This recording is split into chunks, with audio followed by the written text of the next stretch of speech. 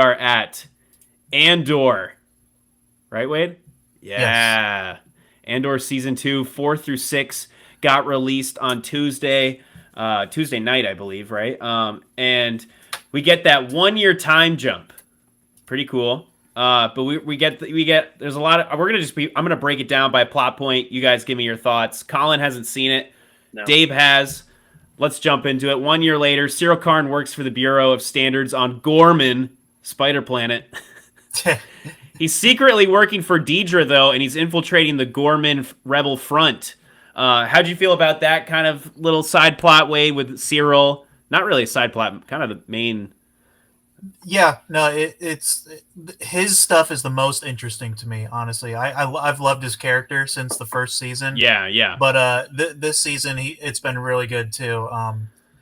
The question mark I have though is, obviously he's playing like a double agent, like pretending like he's just with the Empire working on Gorman, but he's not. He's not actually aligned with them. Yeah, because they looked into his past or whatever and saw that he had issues with the IBS. He got fired. Right. So they think, okay, he's on our side, but he's secretly working with Deidre, who he's in a relationship with or whatever. Yep. But my question kind of using him though. Yeah, there's something they haven't said, like, oh, what's going on there? Like, why is she's kind of hiding the Empire's full plans from him? Yeah, exactly. So I don't know. They're kind of using him. I think they're gonna blame him too for things. I don't know. They're gonna put him in the spotlight. I hope not, dude. That would. Although if he became a rebel, that would be awesome. That'd be a great story. It'd be cool if he became a rebel because he's so passionate about everything he does, and he's been so burned by the Empire once, and if they do that again with like even this, even with the girl that he's like now with, that'd be wild. That'd be a great story for him. If he put his efforts into the rebellion, it would be wild because the dude is I don't even know how to describe him. Just no nonsense. He has to do it. He's got to get it done. He's got to impress the upper ups. I don't know. It's just very, very interesting character they've written there. But yeah, the Gormans are spying on Cyril while Cyril is spying on them. So that's kind of funny. And nobody's trusting anybody. They're kind of mirroring each other. We also have the rebel operations on Dakar. We see Saw Gerrera is back. He's training rebels for a Rhydonium heist. Maybe we're going to see... I guess we kind of saw that in the last episode, which I didn't really understand. We'll get to that part way. That was really I wasn't weird. Fully understood on what was going on with them building that machine, and then... You got Wilman. They were like sucking it in at the end there. I was like, what was that about? But yeah, I don't know. I guess that's what... Is that what gives Saw Gerrera his, disease? That's what I was thinking. I was like, that must be why he's, on a ventilator later. Yes, and he's, his limbs are cut off. He's got, robotic limbs. So yeah, I don't know. They haven't explained that, have they? That's maybe they're going to get into that, but you get that Wilman character from the first few episodes. He was on the the wheat planet. Yep. But now he's here with Saw Gerrera, and so that was an interesting side plot. You get to see some of the X-Wings, finally. So that was kind of cool. I don't know if Saw Gerrera is the one who's supplying the X-Wings. I'm not really sure. Yeah, when they were jumping to his storyline, it was like when it felt the most Star Wars to me, because it's got he's got all those crazy aliens that help him. Oh. And the big the big white dude with the huge fluffy fur running around. I was like, dang, it feels like Star Wars actually. Yeah. Yep. You get Cassian and Bix on Coruscant. They're kind of just bored. I thought this was the weakest of the stories, Wade. Would you say? Yeah. Or they're just bored on Coruscant, what are we gonna do? Oh man! But then Luthen finally gives him a job in the second episode, which we'll talk about. But you have them in that safe house on Coruscant. Some really cool cinematography. They actually make Coruscant look awesome. I agree. Coruscant did look great. It looks so bad in Mando and all these new shows in Ahsoka. Coruscant just looks like big, huge little structures. It actually looked like Coruscant in this, so that was pretty cool. It is definitely a slow burn, Wade. There's heavy spy tension. They're building towards something. Hopefully, Wade, speak a little bit about that. You feel a little bit just burnt, just a little slow. Yeah, I honestly, my complaint last time was that there wasn't enough action, and Jacob, made fun of me for that. But I don't know, dude. It's too slow. Like I don't necessarily care about the small detail, but the problem is they're trying to be very complex in the dialogue. But when it's like it comes across as convoluted to me. Like it's just too much. Like if you don't pay attention to every little line and understand exactly what they're talking about, you're gonna not really understand the whole plot.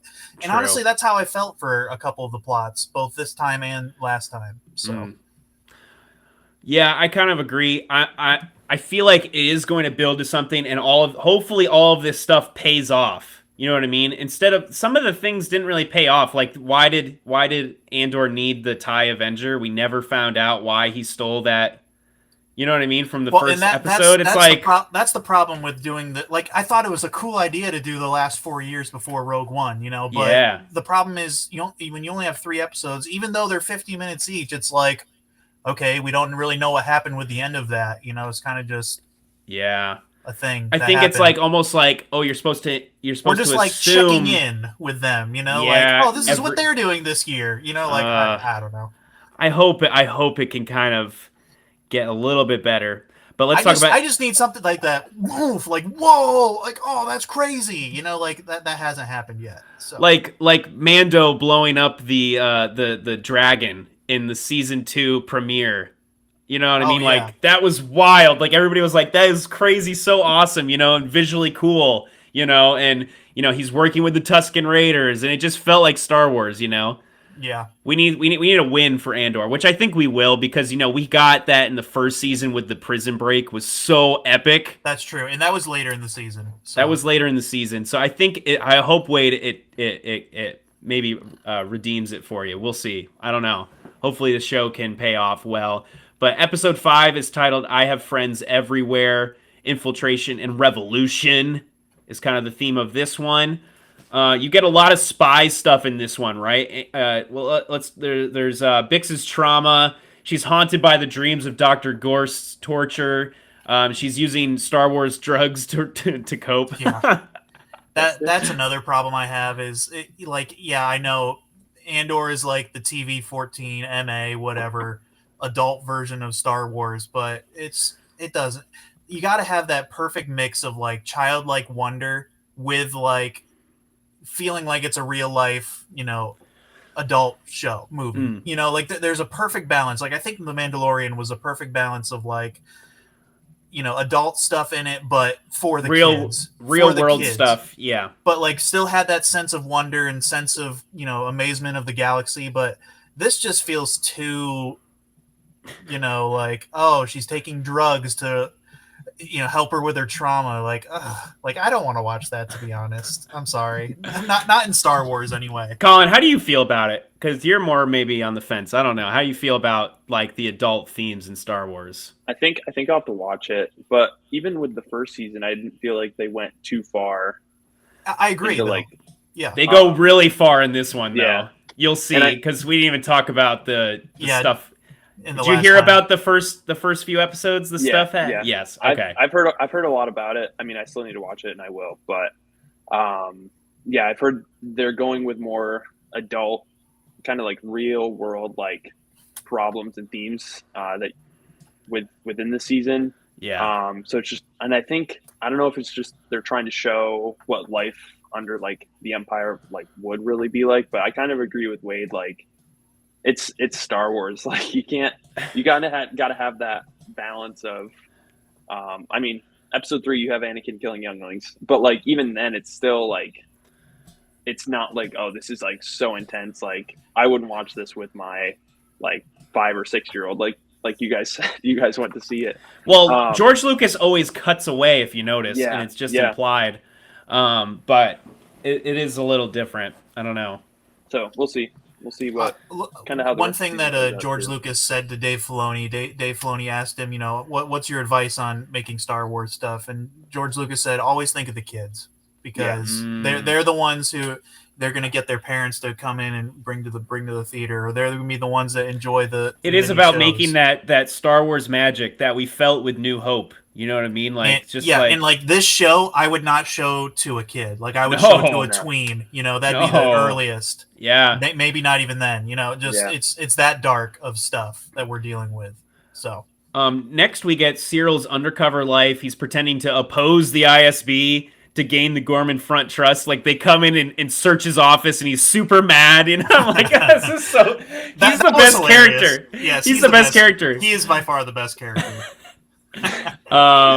They fake his file to make him believable. He gets them Imperial shipping schedules as well, because he's trying to make the rebels mess up hardcore, like to bring them into the light on Gorman, on this planet that's being really brutally hammered by the Empire. And they even it's kind of a throwaway line in the first few episodes with Director Krennic, but they're trying to bleed this planet till it's dead. Like they're saying they're gonna have to move all the humans, all the occupants off the planet, because they're sucking all the resources out of it, basically. Say, it's just for the resources, right? Yeah, so. Not even for the spiders, Wade. My wife loves spiders, or not really, so it's funny because it's like, you know, creepy spiders, and she's always afraid of them. So that's funny. Of course, it's a whole planet based on this season. Yeah. You also get Cassian's role here. He gets that job from Luthen. He's disguised as a carefree artist. He's lecturing rebels on poor planning. Kind of silly to me. Meets a survivor of the Tarkin massacre, which that was kind of a crazy line as well. That Grand Moff Tarkin. Okay, the first time he came to Gorman, he landed his ship on 500 people and killed them because they wouldn't move off of the landing pad. I was like, what? Dude, yeah, that's a crazy like lore thing. Like I'd rather see that, you know? I want to see that kind of stuff, but that's wild. That how brutal Tarkin is. Arguing against the adult stuff, but that's like crazy to me. Like cut away. A character like doing crazy things like that. That's insane. That's different than like very adult themed things, right? Exactly. Than just killing people. The Empire's killed people. Darth Vader killed people. You know what I mean? We also get some of Saw's extremism. Kills a traitor of the crew. Promotes Willman. He delivers this really powerful monologue. Revolution is not for the sane. He's kind of saying he's crazy, which we've always known Saw is crazy. Well, he gets slowly crazier and crazier. Like it all starts in Clone War. When I did the Star Wars watch through, like in chronological order, his whole story is like outlined. It's so good. But he starts off like after his sister gets killed on that planet in Clone Wars. He references her sister. Did you hear that? Yep, he does. Stila Guerrera. Well, he calls like the Rhydonium that though. He calls it like, oh, this is Stila or whatever. Like what? Yeah, he's going crazy, Wade. He's going crazy. Yeah. So after her death though in Clone Wars, he just like starts spiraling, and he like. You meet him in like Bad Batch, and he's like blowing up a ship. You meet him in Rebels, and he's like trying to exterminate all of the Geonosians. And then obviously at the end, you see him in Rogue One, and he's absolutely insane. And he's a good character because he's like he's like a terrorist rebel, basically. He's willing to go that extra mile to do what has to be done for the rebellion's cause. So obviously Cassian meets up with the head of the rebels on Gorman, kind of deduces that they're too eager to do this. They're not ready at all, basically. But he's kind of lost his hope in the rebellion. Wouldn't you say that, Wade, right? At this point? Luthen's disappointed with him, dude, what happened? It does seem like Bix is a distraction for him. Like he just cares about her. His girlfriend, yeah. Yeah, which is why I remember, is it the second episode when he runs back to Luthen is like, because remember Luthen paid Bix a visit or something, and so he was pissed about that. So he runs back in there, and Luthen's like, "Do you realize coming here is like so dumb to blow our cover?" But anyway, yeah. So I wonder if it's his antiquity office, basically. Yeah. So I wonder if it's like it's his distraction is Bix right now, so he cares less about the rebellion. It's just kind of a job for him, but I'm scared that something's going to happen and he's going to have no choice here.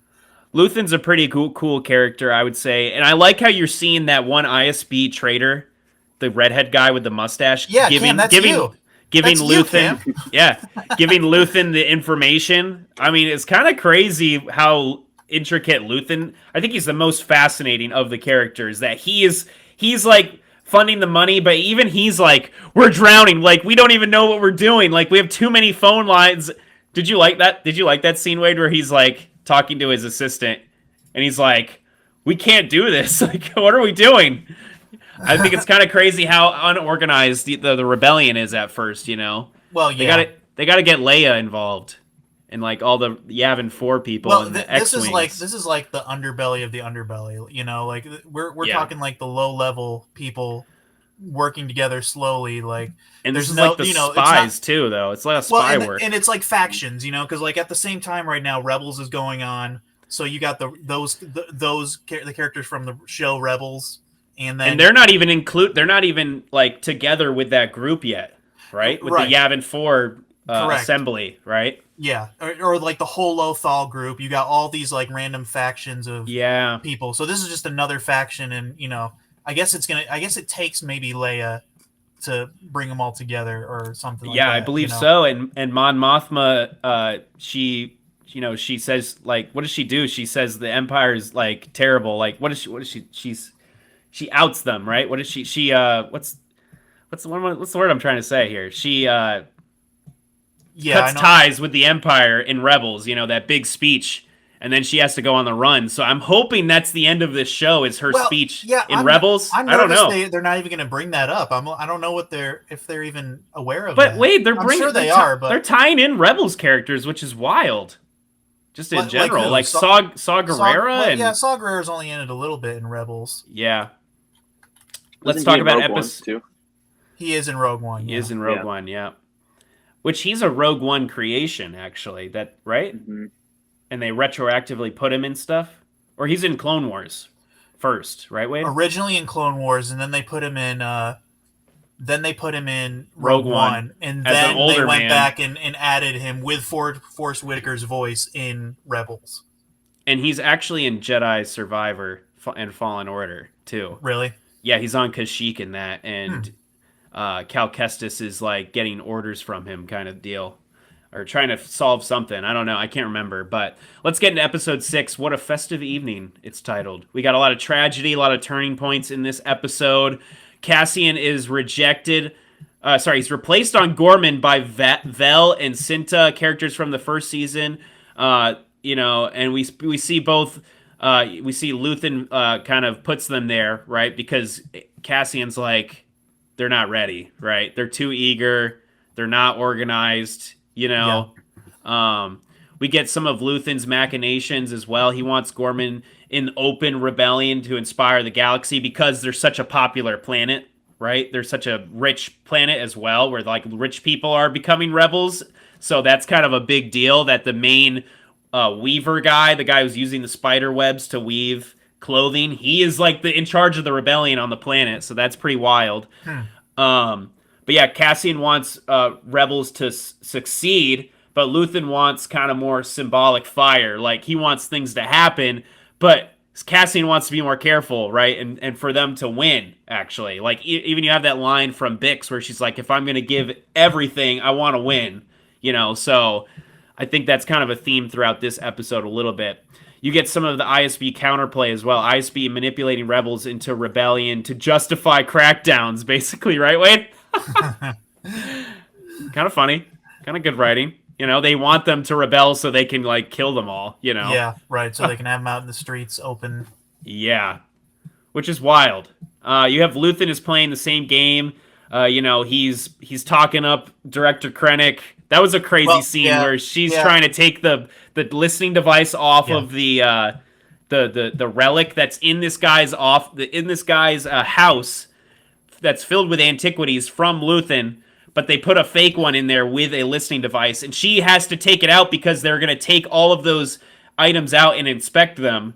So his assistant's like trying to take it out while Director Krennic is talking to them. It was wild. And Mon Mothma was like totally asking questions to delay him, you know, like saying stupid things that would, you know, make him mad.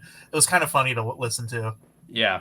And Luthen's like freaking out. This is kind of funny. It was a good it was very like spy heavy, you know, espionage.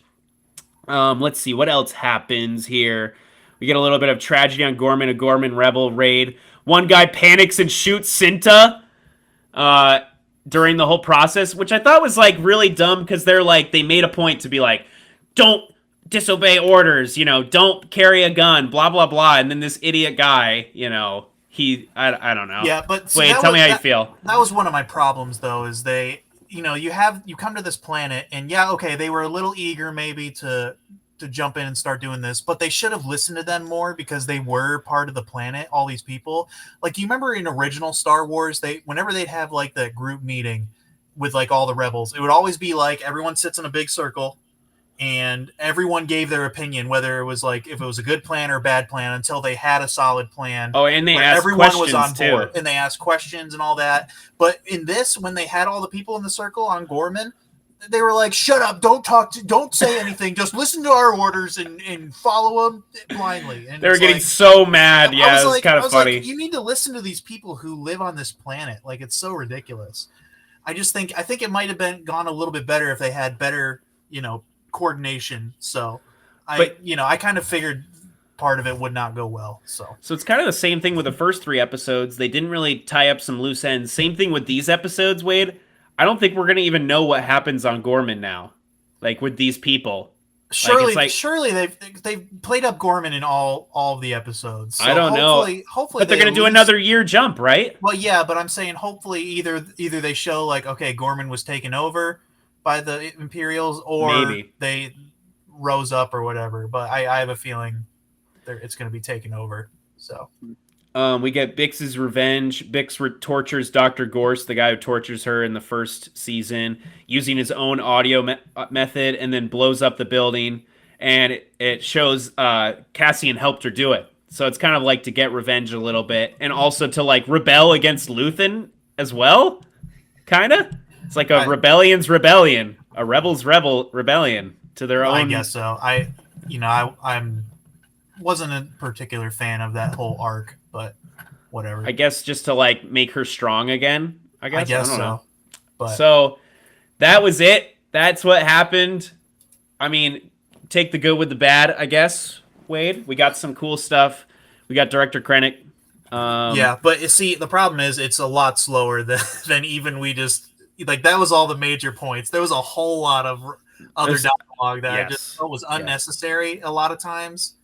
And, so I like 50 minutes is just, I think, a lot for all that they're doing. I don't think they needed that much to accomplish a good story. So, well, I actually like longer form shows. You have like Daredevil, you have Breaking Bad. That's what I'm saying. Like, make it more. I don't know. You had so much filler to me. Like, it's just slow. I don't know. I need it is slow. Like, almost like I feel like every episode of like, say, Breaking Bad, you're like, oh my word, like this is insane. Like, you're like freaking out. And there's 20 some how many episodes are in Breaking Bad? Like 13 per season? Yeah, maybe more than that. I mean, and even I don't know. I feel like it is a little bit slow. I don't care about the characters whatsoever. I don't even care about Cassian. He's not we were talking before. Character. It's like it's crazy that in the first season, everyone's favorite character is Andy Serkis as the like jailbreak guy. Like you like him more than Cassian. Yeah. So yeah, he's very one note, kind of not the greatest person. But I mean, he serves his purpose for the rebellion, but it's just like. Yeah, and he's more. We know he's ruthless. Something's gonna happen because none of these characters are in Rogue One. Yeah. What is gonna happen? We're gonna have a Rogue One before. We're gonna have some sort of Suicide Squad team. A mini Rogue One before Rogue One. Something like that, and Andor's gonna end up with the Yavin group, which we know he's on Yavin.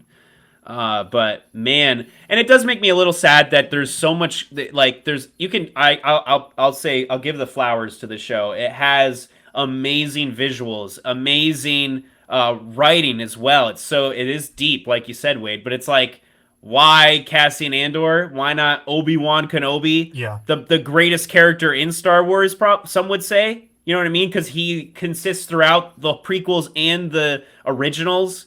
And that TV show was so poor quality. Yeah. You know what I mean? I wonder if it is because of the fantastical elements with Obi-Wan, because he is a Jedi and a Force wielder, because Andor is a lot more real life, so it might be easier to write those kind of stories. You know? Like you just add in a couple ships. Disney's kind of scared of Jedis. I feel like they're scared. They don't know how to write them as well. It is crazy. They never delve deep into them until the Acolyte, and then and then it failed. So yeah, it's just it is tough, I guess, to do the Jedi eras. Colin, I hate to spoil it for you, but any thoughts? No, you're good. It sounds okay. It sounds interesting. I'm kind of bummed that it's like all kind of filler. You might like it though. You might like it. You might like it. Jacob always likes it, so I'm gonna give it if Jacob was here, he'd be roasting us. Yeah, for sure. I like it fine. It's not my favorite though, and I'm not blown away. You know what I mean? I'm like, okay, looks really cool. It looks really awesome visually. Because I think I watched the first season like after it all came out, so I just like binged all of it, and it was so cool because each 3 episodes kind of felt like a solid arc of the story, so it kind of had a beginning and an end, and a beginning and end. So I'm interested to see this because I wondered because they're doing a year for every 3 episodes, right? Yeah. Yes. Yeah. So that's how I thought they were going to kind of structure it. Is like every year kind of has a beginning and an end, and it's kind of like it's the same story all throughout, but it's like you have those clear like chapters almost. Yeah, and I guess like I said, they've kind of been doing this Gorman thing. Story. Like it was the intro like before for the first 3, and now we were like on Gorman with the rebellion. Yeah. So we'll see if they continue that with the next. I wonder if that's going to be like you said, the mini Rogue One. It's just like everything goes down on that planet. That could be good. Yeah. I'm excited because I like this show. I think it's probably some of the best Star Wars we've gotten. At least the first season was like it was really just cool to watch, and it was like who would have thought like Andor, like this random side character from Rogue One, gets a spin-off show, and it's so good. Like, it's crazy. Yeah, I think it's going to get better, Wade, but it's going to be a slow burn. Hopefully, I heard the first 6 episodes. I think Diego Luna was saying like, yeah, it's crazy. The first 6 episodes like slower compared to the last 6. See, that's what I'm hoping. I'm hoping the next 6 are like insane. I feel like it kind of has to be like they have to wrap this up somehow. So and also like K2SO is going to be showing up somehow. Right, he hasn't shown up yet. So yeah. Sweet guys, I'm hyped for the next 6 episodes. That's wild. I love that we're getting 12 episodes, Wade. I feel like we need good Star Wars, and we need, I think Mandalorian should be 12 episodes, honestly. I want Mandalorian to be deep. You know what I mean? I know I like the side quests. I love side quests. I think that's fun. Honestly, I've realized like this show has made me realize, okay, side quests, they're not as boring as, I don't know, like. But this feels a little side quest a little bit to me, Wade. The whole show is kind of a side quest. Well, for sure. Yeah, I know what you mean, but yes, it's a side quest, but it's like that's the main story. Like there's no overall. Yeah, like, it's the main story of Andor, right. But it's a side quest within Star Wars. Honestly, like it doesn't feel it doesn't feel significant. Whereas like Mandalorian, though, he goes off on a 2 or 3 episode side quests, and then it still has his overarching main story, which is really good. Like this is the overarching story, and it feels like a side quest. So, I hope it gets better. I think it's